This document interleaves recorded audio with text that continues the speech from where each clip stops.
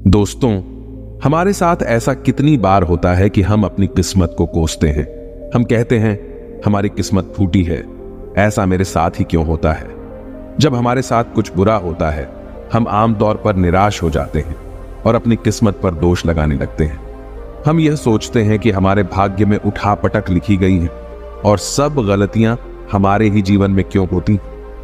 हमें लगता है कि हमारे पास सही चीजों की कमी है, जिसके कारण हम अपने लक्ष्यों को हासिल नहीं कर पा रहे हैं।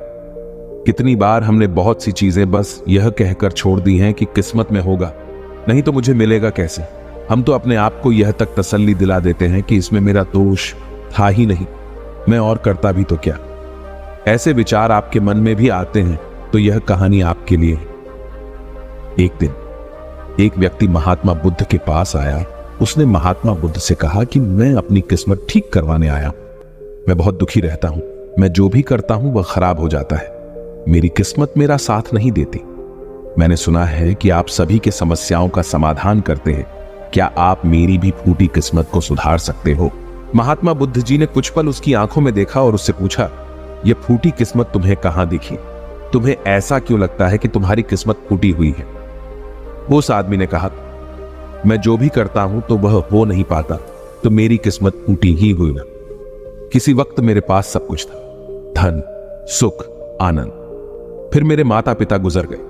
जैसे जैसे करके मैंने अपनी खुद की परवरिश की। मैंने जिससे सच्चे मन से प्रेम किया, उस प्रेमिका ने किसी और से विवाह कर लिया। मैंने एक छोटा सा व्यापार शुरू किया, तो जिस मित्र के साथ मैंने वह व्यापार शुरू किया वह मेरा व्यापार ही हड़प बैठा। मुझे किसी ने बताया कि आप सारी समस्याओं का हल निकाल देते हो, क्या आप मेरी भी किस्मत ठीक कर सकते हो? महात्मा बुद्ध ने कहा, लाओ तुम्हारी फूटी किस्मत मुझे दे दो, मैं अभी उसकी मरम्मत कर देता हूं। व्यक्ति ने कहा, मैं किस्मत को कैसे दे सकता हूं, वह तो दिखाई भी नहीं देती। महात्मा बुद्ध ने पूछा, जब तुम्हें तुम्हारी किस्मत दिखाई ही नहीं देती तो तुम्हें कैसे पता कि वह खराब हो चुकी है? उस व्यक्ति ने सोचकर उत्तर दिया, नहीं, मैंने कभी ऐसा नहीं देखा कि मेरी किस्मत सचमुच खराब हो चुकी है। व्यक्ति ने कहा, मेरी किस्मत खराब है, तभी तो मेरे साथ सब कुछ गड़बड़ हो जाता। मेरे बनाए बनाए कामों पर पानी फिर जाता है। अगर मेरी किस्मत अच्छी होती तो सब कुछ ठीक होता है ना। तो महात्मा बुद्ध ने कहा, तुम ठीक दिखाई देते हो, तुम्हारा स्वास्थ्य भी ठीक लग रहा है, तुम्हारे हाथ पैर भी सलामत हैं, तुम अभी तक मरे नहीं। मुझे तो तुम्हारी किस्मत में कोई भी खराबी नहीं लग रही, सब कुछ सही लग रहा। अगर किस्मत खराब होती तो तुम बीमार, तुम्हारा अंग भंग हो जाता या तुम मृत्यु को प्राप्त हो जाते, लेकिन ऐसा तो कुछ भी नहीं। फिर तुम क्यों कह रहे हो कि तुम्हारी किस्मत फूटी हुई है? व्यक्ति ने कहा, आप समझ नहीं रहे हैं, मेरे ऊपर बहुत कर्ज है। लोग रोज मेरे घर धमकाने आते हैं। जिनसे मैंने कर्जा लिया है वे मुझे मरने तक की धमकी देते हैं। मेरा घर भी उन्होंने छीन लिया है, अभी भी मेरे पीछे पड़े हैं। तो ऐसे में मैं कैसे कह सकता हूं कि मेरी किस्मत सही है? महात्मा बुद्ध ने विचारपूर्वक कहा, तो समस्या गंभीर है।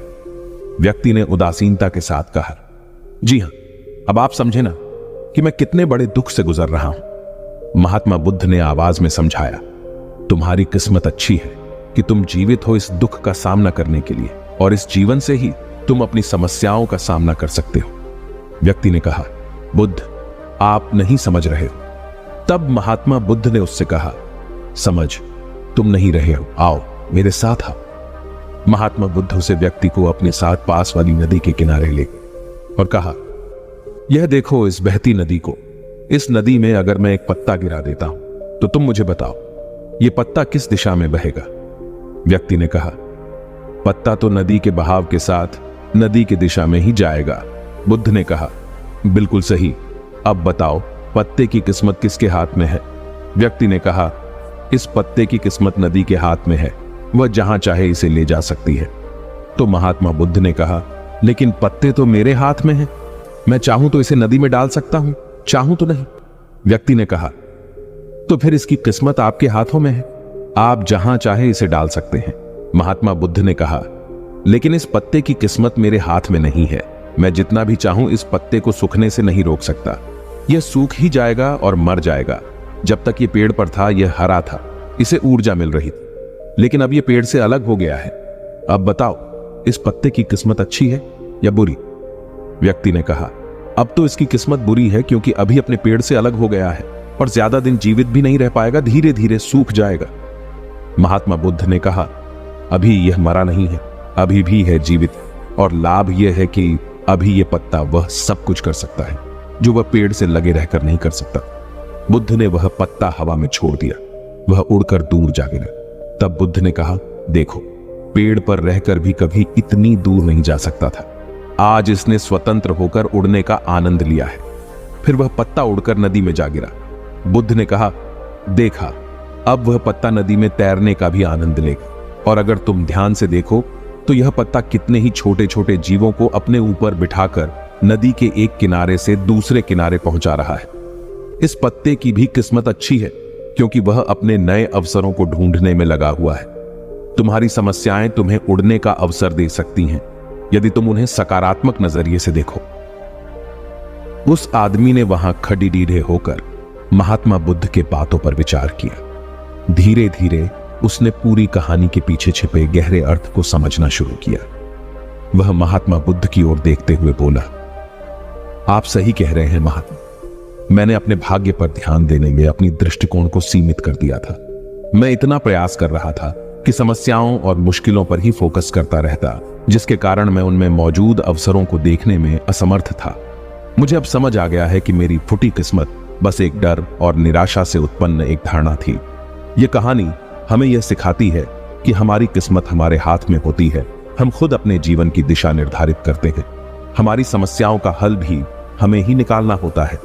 चुनौतियों को एक अवसर के रूप में देखकर हम आगे बढ़ सकते हैं और अपनी किस्मत को सुधार सकते हैं। दोस्तों, ऐसी कहानियां हमें जीवन जीने का तरीका सिखाती हैं। अगर आपको यह कहानी पसंद आई और आप हमारे चैनल पर और बेहतरीन कहानियां देखना चाहते हैं तो सब्सक्राइब जरूर करें।